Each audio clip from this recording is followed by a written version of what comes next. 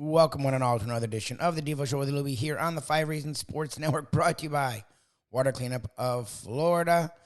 We know our homes and offices can give us some frights when it comes to different issues. But because of Water Cleanup of Florida, we don't have to worry about it being a water or fire issue. They will come out, get rid of it, make it look brand new. They did it for my wife and I. 954-579-0356. Just a number to call. 24 hours a day, 7 days a week. 954-579-0356. Over 60 years of combined experience with Michael, Robert, George, their entire team. They are a breeze to work with. There's so many things in life that are hectic and stressful that we have to tear our hair out. Water or fire damage won't be it if you just call 954-579-0356. Check them out on the website, WCUFL.com, on the socials at Water Cleanup FL. Google is not only your friend in life and everywhere else, it's also your friend in this regard. Check them out with over 85-star reviews. Water Cleanup of Florida. If you have the schmutz, believe me, they have the guts. The Miami Heat have been the gutsiest franchise and the most consistent franchise in all of South Florida over the last 20 years. We love talking to Mr. 5 Reasons himself, Ethan Scoop Skolnick. We haven't really gotten in touch with him since the whole Damian debacle went down. Lillard to the Bucks, Drew Holiday to the Celtics. We talk about it right now, here on the Defo Show with Lubie on the 5 Reasons Sports Network. And we welcome to the program one of our favorites here, great analyst on virtually anything that he talks about, especially when it comes to the Miami Heat. The great Ethan Scoop Skolnick, 5 Reasons Sports Network. Ethan, all right, I would imagine, did you go? Did you trot yourself out there to the exhibition game last night? Oh, we lost your sound here. There you are. The exhibition game after the scrimmage. So back-to-back meaningless contests. I was out there at the arena, and it turned into the Cole Swider show. So they've got another shooter off the assembly line. We do this every single year where there's a panic about some guy that they manufactured who went elsewhere. This year it's Gabe Vincent and Max Strus. Yes. And they just create new. And we'll see again, how much he's able to contribute. He right now he's on he doesn't even have a 2-way contract, so they've got to get that for him. But what I take for these games, Jimmy didn't play last night. He played just the first quarter and was goofing around in the scrimmage the day before where he was getting quadruple teamed and he was shooting with his left hand and with his eyes closed. So I think I'll start to take this seriously when they do. But I will say I was at camp. I was at FAU all week. I was there every day and got a chance to talk to a lot of people. And I'll say that the mood around the team, considering everything that happened this offseason, is pretty good. And I thought it would be. I just don't think they're the kind of organization that lets this stuff linger. And to me, as long as Tyler Herro handled it the right way, and he has, then, they're going to be good. Are they a championship contender without the guys that they, everybody said they needed, like Lillard or even a Drew Holiday? Some of the others, we'll see. But they will be in the mix in the Eastern Conference because Jimmy's that good, Bam's that good, and Eric's that good. And really, from there, it's kind of finding the pieces around them. So we haven't talked to you since all of it went down. Wanted to let it settle a little bit. We're also in the middle of the football season. You are as tied into the Heat as anyone. So your opinion was very interesting to me because you could see both sides, as in it did really feel like Portland was not going to work with him no matter what. Right. But, not to put words in your mouth, but I read your words. You still felt the Heat should have and could have done more. And that's what I'm curious about because a lot of people are giving the Heat crap for not going strong and making it 100% on the Blazers. The fact that supposedly they lowballed them, gave them an out to then blame the Heat. Do you believe if the Heat had offered more, they would have had a better chance? Because to me, it felt like Cronin, once Lillard made that declaration that supposedly wasn't from the Heat have sort of learned, don't do things like that. It's not going to benefit you. That was all Dame in his camp. It felt like Cronin got petty in a way I've never really seen a businessman get outside of Donald Trump. Usually GMs, however pissed they are, they do the best move. And to me, when you look at how the chips fell for where they are as an organization, it did not feel like the best move. Where are you after it all fell, where we stand now, where Damian Lillard is now a Milwaukee Buck? Well, there's a lot of elements to it. I'll say that the one thing that jumps out to me is when I was talking to a Heat executive at camp, and he just said to me, Cronin wasn't going to trade him to us. And and that's, so I can go through all of it and say, okay, they could have done this, they could have done that. I think that the agent mishandled it in retrospect. I think what everybody wanted him to do or wanted Dame to do turned out to be the wrong thing to do in this case, because asking and saying just one team at that point created a situation that was so bitter and so petty that it never went anywhere. And I agree with you. Look, people can argue about the package that ultimately they got. And you can make a case that the package ended up being okay. They could have gotten 8 anyway. That was part of the Heat deal potentially. That really was not. I mean, all the Heat had to do was send someone. It probably would have been Caleb, to be honest. But they just had to send somebody that Phoenix could use. It ended up being Grayson Allen from Milwaukee. Again, similar kind of level player to Caleb. So I feel like that will not feel like. I know that could have happened anyway. I know that. But to me, the thing that Cronin did that you will not see many executives do is he eliminated a possibility just because it was supposedly the only possibility. So in other words, why not go to the Heat and say, hey, what can you get me? Like, you don't have anything we want, but go get it. Okay, here's what we want. And that's what the Heat was asking for at the end of Summer League. They were saying, just give us a roadmap. And they're like, nah. And so the Heat were like, okay, well, then there's really nothing else to talk about here because we don't know what you want. So tell us what you want. We're not going to just shop everybody, but let me see if we can make this work. He wouldn't do that. To me, if you're an executive trying to maximize, and there was another element here, which is trying to take care of your franchise player, right? So if you're in that situation where maybe at least if you can try to get the same from the Heat and what they can gather as someone else, you at least go to the Heat, see what they can get, and then you go back to Dame and say, listen, we tried, okay? We tried. They can't do it, all right? And we don't want to sink the organization for the future. So can you give us a couple other teams that make sense for you? To me, that was the professional approach, and it also was the approach to make sure that you maximize. Now, we can argue whether they ultimately did maximize, but I think that they would have done better, most likely, if they had gone about it that way. It wouldn't have gotten so toxic. And again, then the Drew thing follows it, and it was pretty damn clear at that point. I mean, the Heat made an offer for Drew. I mean, they offered Lowry. You can also say they probably got more from Boston because they got. But the thing that makes the Heat laugh about all this is everybody was complaining about the quality of their picks, right? That their picks weren't going to be very good. Well, first thing, okay. People are saying their picks aren't going to be very good because the Heat are always a good organization, right? But then those same people are saying the Heat are going to be in the play-in this year. So I don't even know. And Jimmy's 34 and Pat's 78. So how do you know what those picks are going to be in 2, 3, 4 years? And then the third part of this is they ended up taking picks from Milwaukee, Golden State, and Boston. So it's not like they took picks from Orlando, Charlotte, okay, and the other dregs of the league. They took picks from the 3 organizations that have been kind of right there with Miami over the past few years. So what are we talking about here? They just didn't want to deal with Miami. So going back to your original point, do I think they could have done more? I think during the process, I was frustrated with it because all they've ever said is, guy asks out to us, we'll go get him. Yeah. And they didn't go get him. And so I'm focusing more on the end result. But I do understand their perspective, which is if you go through it piece by piece, you're like, okay, well, what could you do? Are you going to show up at Joe Cronin's house and bang on his door and say, talk to me? I mean, the boom box. Did you want them to stalk him? Matt Gates on I don't know what they could have done. Yeah. So, I mean, that's kind of where I come down on it. And, the only part for the Heat is that, the 2 other contenders in the Eastern Conference way better. Got better. And it feels like that was intentional. And, now they're underdogs again, and they'll have to find a way.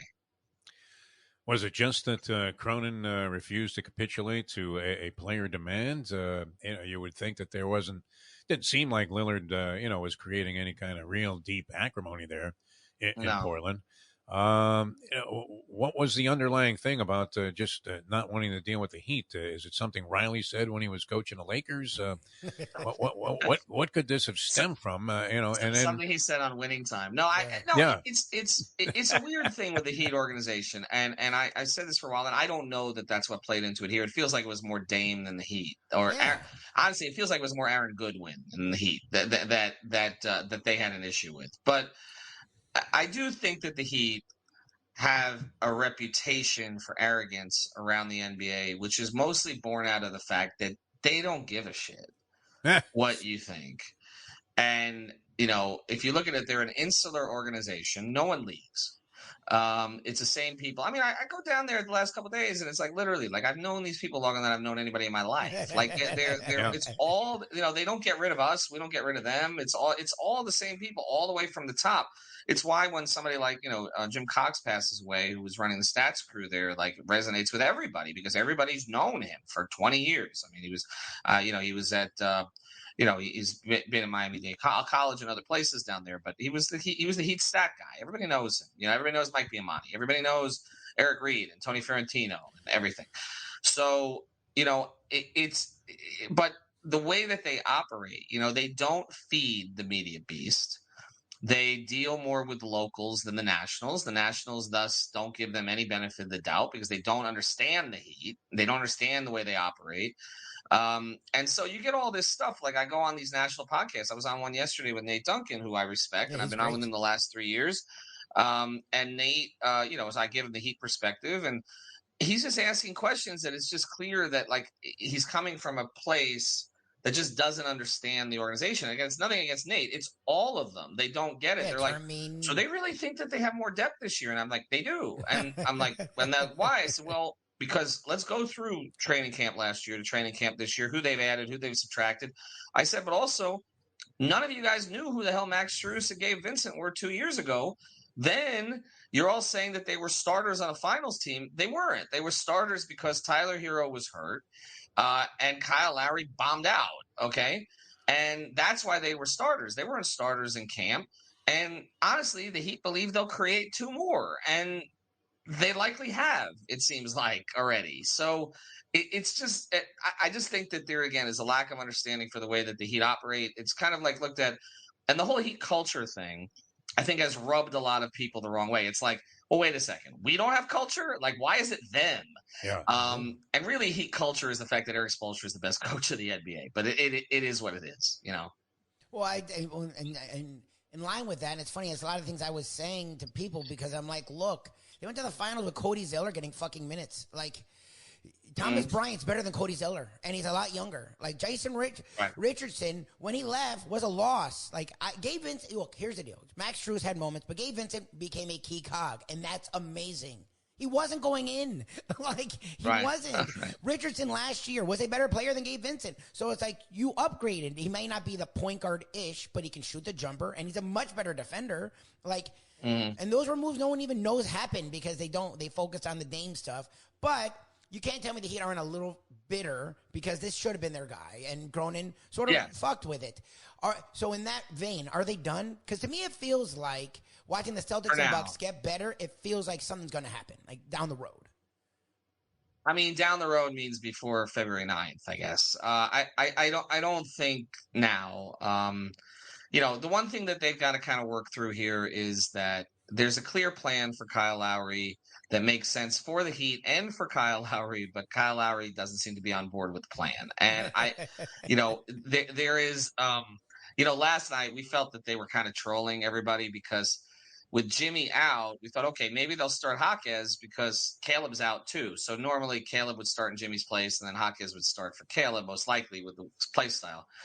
But they started Kyle, Herro, and Richardson with Love and Bam, so that you kind of couldn't figure out who their starting backcourt is going to be.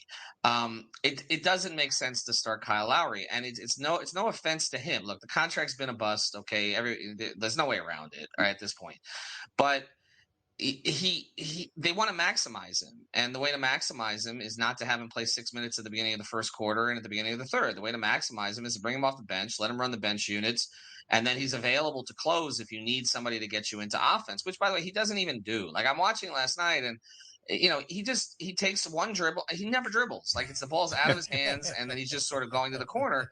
I mean, Mario Chalmers did more as a primary point guard, and Mario was an off-the-ball point guard, right? So it's just it doesn't make – the starting backcourt should be Richardson and Herro, because you need somebody to protect Tyler defensively, as you mentioned. And also, if you're going to start Kevin Love, you can't start Love, Herro, and Lowry. I mean, well, you're asking Bam and Jimmy to clean everything up defensively. So if you're going to start Kyle, then you got to start Caleb or Highsmith. And I don't think they want to do that this year, because they want to get Kevin Love those minutes at the beginning and the first and third, because he's not going to close games. So you can start him in the first and the third. He's lost a lot of weight. He's in great shape. He's in great spirits. And he can give you 12 to 15 effective minutes in that role, right? So that's, I think, what ultimately they want to get to. And I think that was I know that was the plan. I've talked to people before camp. But then Kyle pushed back on it. And now let's see. But he still has value as an expiring contract. He's still the player ultimately that they will move before. They're not going to move Tyler Herro before the deadline. Tyler Herro is going to be here this year, and Tyler's going to have, in my view, a breakout season. And people are just going to have to deal with it. Whatever. Tyler's another one. Like all of a sudden, he's 79th on the ESPN's charts. I mean, you think there's 78 more effective players than Tyler Herro? And I'll just say this. That's the other thing. The picks thing was the one narrative that they drove the Heat crazy, but the other one was Tyler. Like they're like, okay, we understand that Portland doesn't want him, even though he'd be the best player on their team right now. Yes. But they have a lot of guards. But like, we do not understand this narrative that he somehow sucks. Like, where did this come from? Because why? Because he broke his hand diving for a loose ball in the playoffs. That's Lubie condemned him. Prove himself. I know you did. We discussed it, but like, it's just I don't. He's 23 years old, and he's a guy who can get you 21, 4, and 5. Like, he doesn't suck. Like, that's the thing about this. Like, we can argue about things that he needs to improve on, particularly on the defensive end. That's reasonable. But I don't know why it swung so far that direction, and now it feels like it's going to swing back the other way, because honestly, he had an exceptional offseason, and his mindset has been absolutely right. And you saw it in the scrimmage. 17 in the first quarter. You saw it yesterday. He led in scoring. He wasn't especially efficient, but he led in scoring, and he's not playing with a normal group. I think they're going to be fine. I look at the East also, and everybody's like, they're a playing team. Behind who? Milwaukee, Boston, okay. Philly, I mean, they're a mess right now. Cleveland, I think, is going to be a good regular season team, probably. I think they're better than the Knicks this year. I think that they're better than the Nets this year. I think they're better than Atlanta this year. So, what worst case, 5 seed, maybe? I mean, that's where I see them, because I think Eric's going to take the regular season more seriously this year. Not that he didn't last year, but he's going to make them take it more seriously because they were so close to missing last year. And now you can say, do that again, and then you don't have the run in the playoffs that you had last season. So we were 3 minutes away from being eliminated from the whole thing. Yep. Let's not get that close. And I do think he'll drive them a little bit harder during the regular season. You hit on what would have been my next question here, because I was amazed that Portland had so little interest. You said they had guards, but that other teams that could potentially be involved in a trade just shrugged their shoulders at Tyler Herro like he was garbage. And the fact he's only 23 years old, he's already been the sixth man of the year. He was equally effective in a down season by his standard, or you thought maybe he would, sort of take another step forward last year, which didn't appear to be the case, but his numbers were similar. And there's always the possibility that, somewhere along the way in the next 4 or 5 years that he's in the league, he becomes an even more astute player, learns how to, overcome his defensive liabilities and deficiencies, and figures out a way, by just being professional to compensate for some of that. And, he's a dynamic scorer. So why wouldn't you have any interest in this guy? And the fact that he was summarily dismissed by virtually everybody is, what are you going to throw as Tyler Herro? Yes. Did seem a little bit preposterous, because in the end, Lubie made the point last week, because he's railing about Cronin, and he hates him like poison because he wanted Dame Lillard so badly. But, Portland essentially, got a bunch of older guys that also have a tendency, to be broken down in Brogdon and Williams.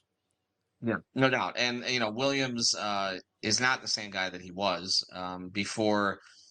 Boston, the way they treat players, they had him shave the meniscus to come back quickly, and now they shipped him out. And Brogdon, for a while there couldn't pass a physical. So I mean, I think ultimately they'll move Brogdon probably for a second round pick somewhere towards the deadline. Williams again, they've got Williams, they've got Ayton. They just didn't want to deal with the Heat. And the reality is there were teams that were interested in Tyler Herro. It was more the media perception that there wasn't. It first came out, like Ian Bagley reported, that the Nets needed a first-round pick attached to take Tyler. Like, what? Well, I know for a fact that Utah was willing to offer a first-round pick and a functional rotation player, like a Sexton or a THT. Then there were others out there who were willing to do the same. So you could have gotten the picks from other teams and sent them there. I'm not going to say that, that we're going to look back and say, well, it worked out for the Heat because look, they didn't get Dame Lillard. Okay. And so anything in comparison, but it's not like they were left, hopeless and homeless here. Like they're fine. Like they're adding Tyler back to a team that went to the finals. We can again say maybe they wouldn't have gone to the finals if they'd sort of played more towards Tyler's play style. We'll never know. Okay, we'll never know. They focus on more of a defensive mindset, but also I do feel that with Tyler, he does compete defensively. But here's the other thing: with other scorers, I never hear this either. Like no. There's such a focus on his defensive liabilities. There's scorers around the league who don't defend. I mean, Dame Lillard, by the way, is a worse not a great defender, right? Than Tyler Herro, or has been, over the past couple of years by the metrics.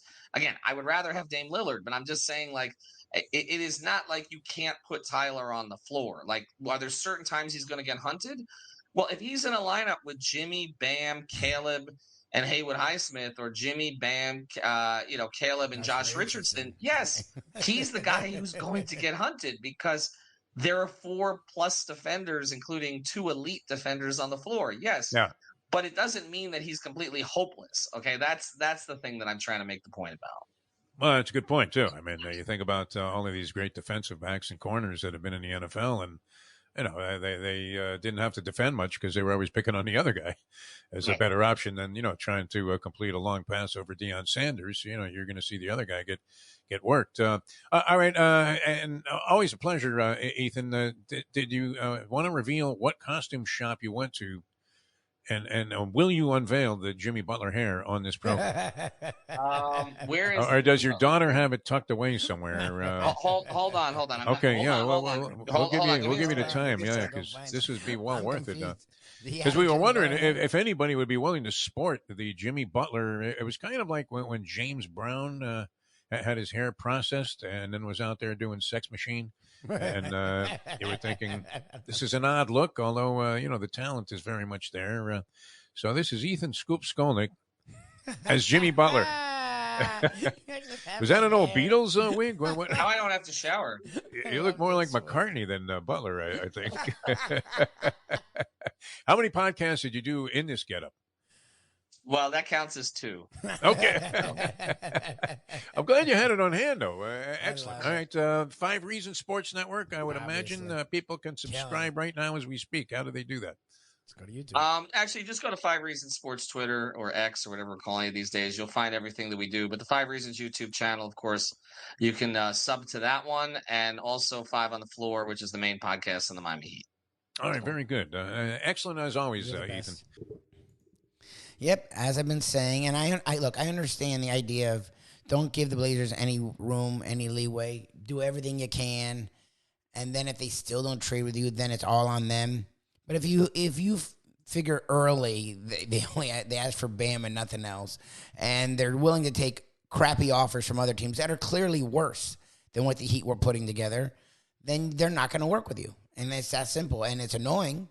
And it feels like, look, everyone's giving all the pub to the Bucks, and the Bucks are now the clear favorite in the East. The Bucks with Giannis and Lillard are more fun. They're not better than the Heat would have been. I mean, they're not to me. Like, you would have had 3 dudes that are top 20 players in the league on one team. The Bucks don't have that. Middleton, and you would have young guys that are improving. If you could have held on to a Martin, could have held on to either a Jovic or Hawkins Jr., and also the Heat are just really good at spotting talent. The Bucks are an older team with a lot of issues. Now, here's the deal. Damian Lillard and Giannis covers a lot of that up, and they are the favorite now. But Lillard wanted to be in the Heat for a reason. Lillard on the Heat would have been a better all-around team. They wouldn't have got the pub the Bucks are getting, but they would have been a better team to me. But he's on the Bucks, and he's with Giannis, and that's a perfect fit. Giannis with what he does on the inside, Lillard with what he can do on the perimeter. They just fit really well. We'll see what happens with them defensively. We'll see what happens with them as the season goes on. Lillard's been hurt the last 2 years. Giannis got hurt in the playoffs. So we'll see how that works out. They are an older club. So who knows what will happen. But, you know, it worked out for the Bucks, worked out for the Celtics. And Joe Cronin is a kind of a GM I've never seen in my life. He let petulance, pettiness, and childishness get in the way. And there's only so much he can do with that. So, I don't know. Blame Aaron Goodwin, the agent. Don't blame the Miami Heat on this one. That's why I asked. I do think there's going to be more down the pipe. Maybe it'll be closer to the trade deadline. Look, I like what the Heat have. I think Tyler Herro is taking all this. Look, it's not the Heat. The Heat, if you can get a top 10 player, look, whatever Herro is and whatever he can be, he's not a top 10 player. So you can't, like, if you're a Herro and the Heat are making you the centerpiece of a deal to get a top 10 player, to me, that should be a feather in your cap. To me, you should realize, they think highly of me. That's not a slight. But I like how he's taking it. Look, I don't want to have these rumors anymore, so I'm going to make myself Bam. Bam has become so integral with what he does in every phase, the Heat can't trade him. Works for me, Tyler. 25-4 is great. If you can go to 24-6-6 and be a legit all-star, then the Heat don't need to trade you. They don't need a top 10 player.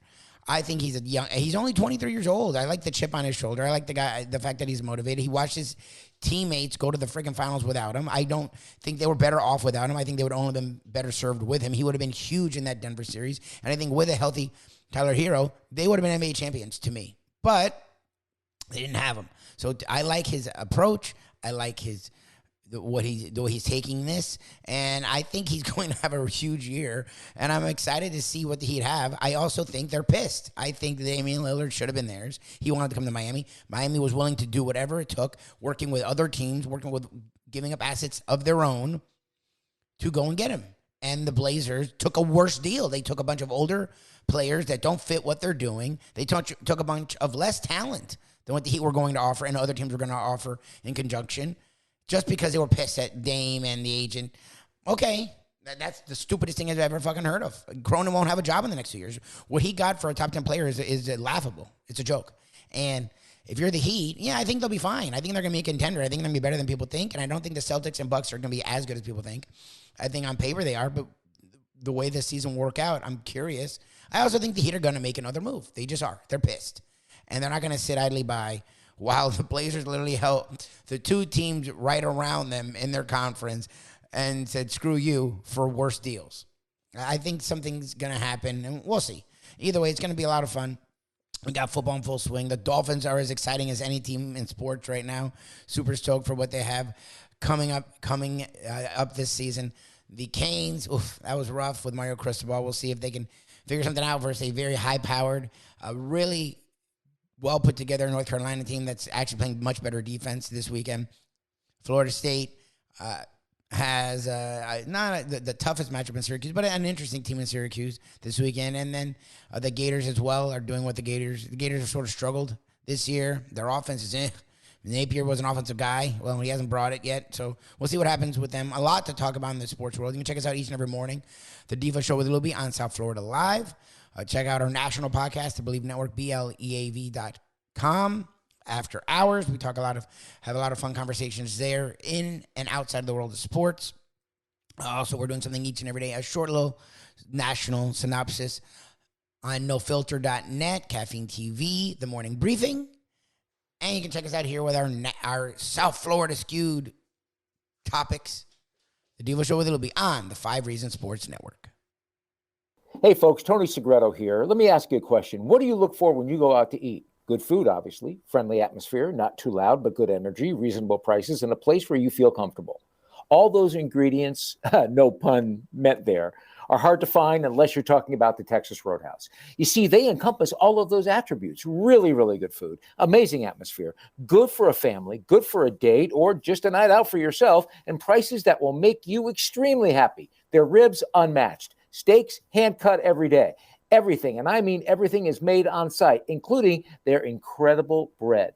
It's the one day, folks, that you can forget about low-carb diets. Trust me when I tell you, Texas Roadhouse, your restaurant, your destination when you say, where should we go and eat tonight? These days, we're all looking for comfort anywhere we can find it. Thank goodness for Landlubbers Raw Bar and Grill in Plantation, because they are making sure you are as comfortable as possible. First of all, they're not only open for delivery and pickup. All you have to do is go to landlubbersbarandgrill.com for both pickup and free delivery. You're going to have the best wings in the world. You're going to have a great burger. You're going to have their amazing soups. Again, Landlubbers, Raw Bar and Grill. It's nice and easy. Just go to landlubbersbarandgrill.com for both your pickup and free delivery. Thank goodness for Landlubbers for making you always feel right at home.